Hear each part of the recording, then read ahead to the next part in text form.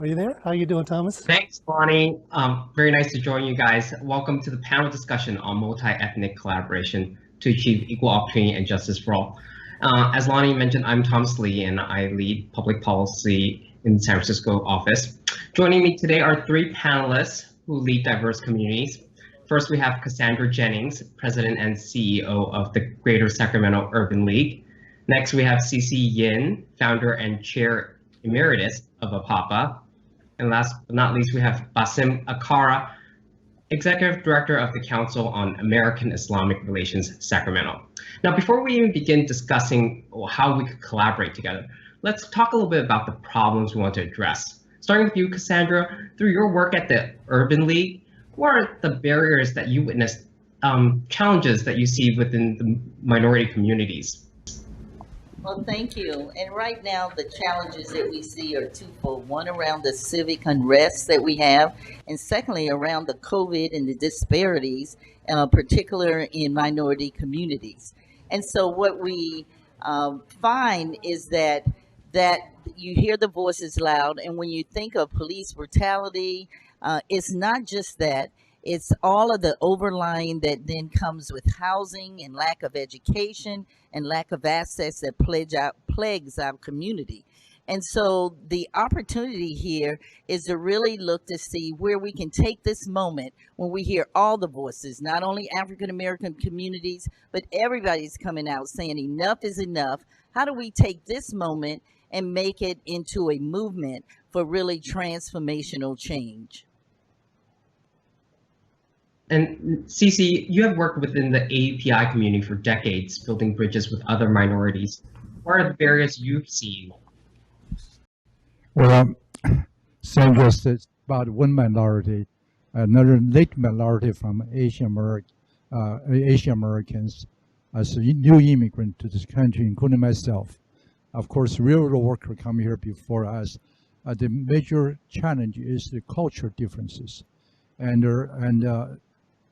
takes time to understand if they're new immigrants, so they don't quite understand American political, social, and historical system, and economic system either. So it takes time. That's where challenge is. So that's why APAPA was found to help Asian Americans to understand American system, actively participating in the democratic system. Democratic system. But the challenge is actually, it is natural. I see it. It's nothing unusual about it, especially America, that I learned in my life that this country encourages and support us to be part of it and make change. Thank you so much for all your amazing work. Basim, through your work at CAIR, what are some barriers and challenges within the minority communities you've witnessed?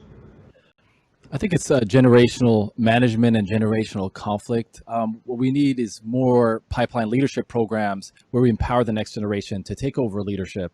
And I think once the different generations understand that we're all in this together, we have to understand one another. The millennials have to understand the boomers, and the boomers have to understand the millennials, and so forth. I think that's when we will have an empowered community working together with shared goals. That's great, intergenerational working together on these big issues. Cassandra, these are big issues. Where do you see opportunities where we could solve these issues? Right. Well, first of all, we need to acknowledge that there's still institutionalized racism that exists and is real. When we can acknowledge that, then we can begin to address it. And sorry to say that it's repeating itself. I grew up in the segregated South, and what I experienced then with discrimination because of the color of my skin, because of where I lived, it was difficult. But we overcame that. The education system, we got educated, we got economic development opportunities. My grandparents were entrepreneurs. You fast forward to the day, and then we don't see that. And I know that we say it should be done, where there are systems that systematically stop some groups from doing that. And so now it's time for us to stop. So the opportunity now is for all of us to come together, because the voices are heard people are listening, people are crying out loud, is let's come together. Let's figure out how we can either address policy in a real way and practices that will make change.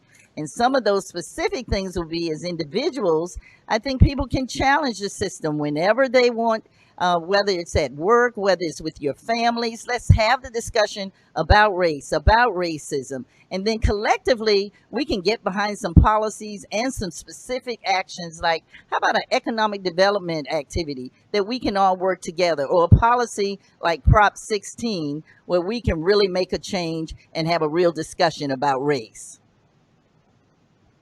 Absolutely. And Cece, what are some ways we could see change? How can we work together in solving some of these issues? Well, Sandra already gave me the answers already. I think all the immigrants in the past to America try to build a perfect union from the founding fathers' principles. Sandra mentioned about systematic. If we know the roots of the problem, that's what education comes, learning comes. So we have to really, in our APA American community, like Hispanics and the Black community too, we understand what the problem is, and America encourage us to make the change. And if we do, then we just learn how to work together with what we have, with the support from the system and from the principle that we believe in. This happened in history already. Past 280 years, we can see every 100 years, America is a much better country. When I come 60 years ago, it wasn't so. Now I'm allowed to be an engineer doing business, own the properties, and start a foundation even. So this is a solution. The solution is to take up responsibilities upon ourselves, and myself and you, to make the change. Absolutely. Working together, Basim, can you talk a little bit about ways we could work together, opportunities to solve the issues? Organizations have been working together. You see APAPA's internship and volunteer programs over the years. They've included youth from all of our communities, right? Giving them the opportunity to get leadership skills, get internships at the state capitol, volunteer opportunities, job placement, and then political appointments. And so, I got to commend APAPA for taking that leadership role throughout California, really trying to empower folks from so many different communities, using their political capital to get appointments for other communities. That's great. And, Cassandra, a rising tide lifts all boats, right? How do we advance justice and equality for all in the short term, the long term? How do we do that? Well, we definitely have to stay focused and be intentional. We all are busy people trying to live our lives while we're trying to make change as well. I think this is our opportunity. Let's come together. Let's be intentional and focused so that we don't have to reinvent or have this resurgence of this same discussion. We have the opportunity right now to come around certain issues. I'm going to mention again Proposition 16, which we need to have the discussion here in California about race, because if we can talk about race, we can deal with all the issues, and then we can be better because of it. If we can galvanize around that and get that through, it will be important. The other thing I will say on a local level, wherever you are, is pick something that you're passionate about. You heard that before. If it's education, let's help to correct. Let's help to make that system great. Wherever you are, if it's economic development, let's pick a project and let's start a business like CCN and others. Yes. And if it's about housing, or if it's about access to information, let's do that, because that's how we can start to make a change collectively and together. And what we help with one group, then it lifts us all up. Absolutely. And Cece, you're no stranger to change. How do we make change happen more timely, more urgently? How do we advance social justice and equal opportunities for all? Well, like my friend Basim said earlier, the change takes action, and the tax investment. In the Eastern call sacrifice, Western call investment. Sandra talk about investment, you return back to you. And return back to you in tenfold, economically, financially, personally, politically, and family-wise. And we Eastern country don't quite understand that system. We're here to learn because we're latecomers, but we understand now. So the solution is that, again, take responsibility ourselves, not other guys. We know the cost. We know where it comes from. That we have to take upon our responsibility and invest our time, energy, our money, our family, our business. And in that, we find people who share the same ideas, same principles, same values together. Like people sitting here, today's the speakers, they are part of the changing. So that's why the APAPA has been working 20 years, along many other organizations, together in the past 280 years. That's why today America is now better than 100 years ago, 60 years before I come. And now the new leaders will take from here. That's excellent points. We can all work together because we have so much in common. Basim, how do we advance justice and equal opportunities for all? You know, recognizing our collective power and then showing true allyship during this time.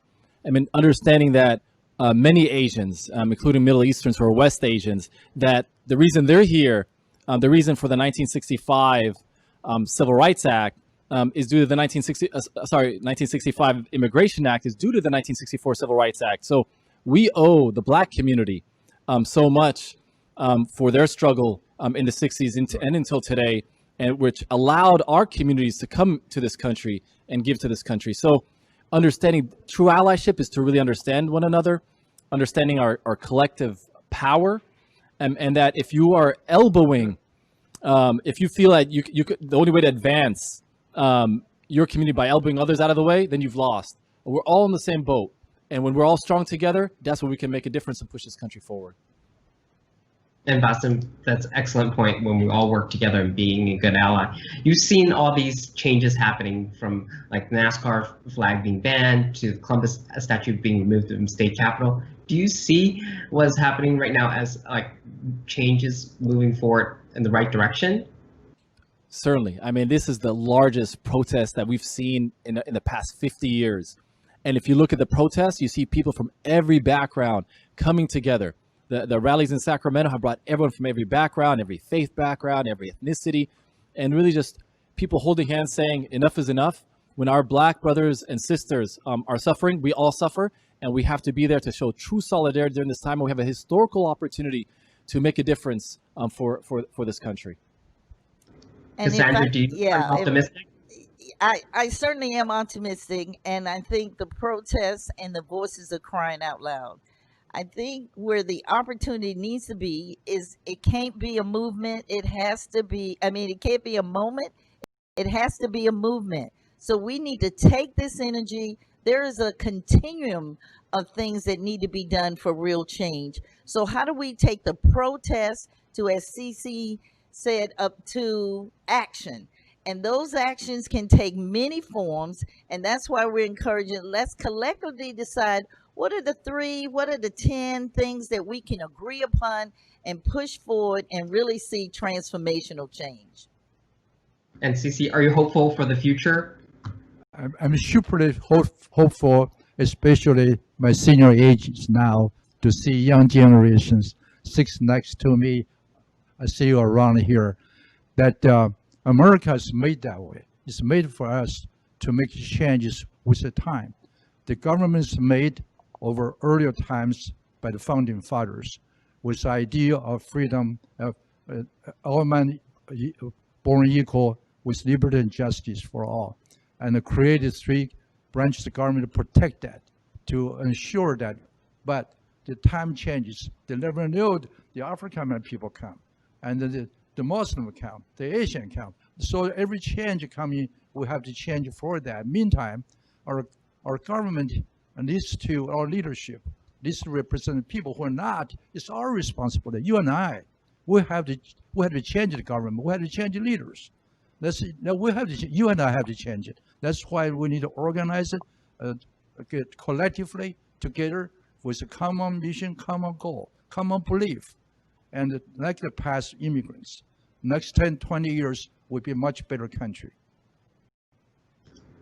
Thank you so much to all three guests. Thank you, CC. Thank you, Cassandra, and thank you, Basim, for sharing your wisdom with us. I'd like to turn it back to Lonnie and Sabrina in the studio. Thank you so much.